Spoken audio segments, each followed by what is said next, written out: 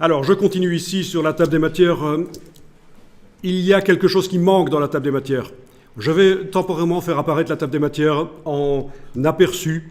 Donc, je clique avec la palette des outils qui est en 2 colonnes. Je vais cliquer sur l'icône qui est à droite, là. Voilà. Et c'est une table des matières. Est-ce qu'il n'y a pas quelque chose qui manque, à votre avis? Il y a 2 choses que je ferai, moi, pour améliorer cette table des matières. Pour améliorer la lisibilité, l'utilisabilité, si vous voulez. Usability. Alors, qu'est-ce qu'on pourrait faire? Bon, ben, il y a une première chose. Les différentes entrées, les sous-titres, là, eh ben, il faudrait les séparer par un espace. Parce que on n'arrive pas trop à voir quand on a affaire à une suite de phrases du manga de Kyoto, hein, sachant que, voilà, bon. Par exemple, ce titre-là, les estampes étaient d'abord destinées, voilà. On ne voit pas trop la différence, il faut mettre des espaces automatiquement. Bien sûr, on va jouer sur le style des entrées, là, de la table des matières. TDM, sous-titres. Et puis il y a autre chose, je suis sûr que vous le saviez, mais vous n'osez pas le dire. Des petits points, des small dots, qui vont relier le titre avec le numéro. Eh bien, on va faire ça rapidement, vous allez voir, ça va être vite fait. Donc, vous cliquez à côté de tout, rien n'est sélectionné. Vous allez dans le menu Type, Paragraph Styles, menu Texte, style de paragraphe. Et vous allez double-cliquer sur TDM, titre de second niveau. On l'a vu tout à l'heure, hein, ces entrées dans la table des matières utilisent le style TDM, titre de second niveau. Alors, vous avez ici un style titre second niveau, ne double-cliquez pas sur lui en vous disant « ce sera toujours bon ainsi », ou comme l'expression consacrée le dit, « c'est aussi bon ainsi ». Non, c'est vraiment celle-là qui est utilisée par les entrées de la table des matières. TDM, titre de second niveau. Vous double-cliquez sur ce style de paragraphe.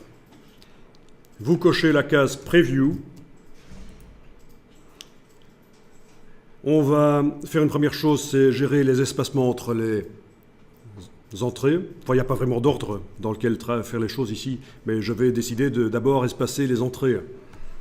Donc, je vais dans Retrait et espacement, Indents and Spacing, dans la version anglaise sans doute. Ensuite, ici, j'ai espace après. Je vais augmenter un peu l'espace après. Voilà. En temps réel, je vois derrière ce que ça donne. Ben voilà, c'est pas mal. C'est un peu plus clair, je crois. On a des titres très longs. Ils pourraient être raccourcis. Oui, ce serait idéal d'avoir des titres plus courts. Enfin, en tout cas, des titres d'à peu près la même longueur chacun. À peu près, hein. Je veux dire, vous choisissez le style de votre publication. Est-ce que vous faites des titres courts, quitte à, dans le document, en dessous du titre, mettre ce qu'on appelle un chapeau, c'est-à-dire un paragraphe, un premier paragraphe qui donne un peu le contenu de ce qui suit donc une espèce d'abstract, de résumé de ce qui suit. Donc ça, c'est que si vous voulez faire des titres courts, ce serait bien d'avoir ce qu'on appelle un chapeau, un premier paragraphe en dessous, qui explique un peu.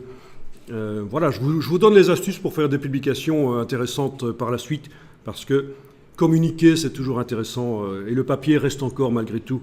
Bon, le secteur de l'impression se modifie, est en mutation pour l'instant, et comme dans d'autres secteurs d'ailleurs traditionnels, on voit apparaître un phénomène, c'est que ça se scinde en deux, le très haut de gamme et le très bas de gamme. Et ce qui a tendance à disparaître, c'est le moyen de gamme, parce que les gens, plutôt que de s'informer par les journaux, par les publications, les magazines, de plus en plus, ils utilisent le web, quoi. Mais par contre, le très bas de gamme, les flyers, c'est du papier, c'est pas cher pour communiquer, ça peut encore être intéressant. Les affichettes, les affiches. Et puis de l'autre côté, vous avez le très haut de gamme, des publications vraiment bien faites, avec des impressions en 7 couleurs, avec du vernis, de la dorure. Enfin, vous voyez, c'est à peu près comme ça que le marché évolue là vers 2020. Et il n'y a pas que ce domaine-là de l'image qui évolue vers un marché qui se scinde comme ça. Donc tout ça pour dire que voilà, on est en train de voir comment faire des documents papier, pour faire un rapport d'entreprise, pour faire un dossier, tout ça sera très intéressant. Parfois, on vous demande de fournir un document Word. Vous êtes mal barré, vous êtes dans InDesign. Comment faire?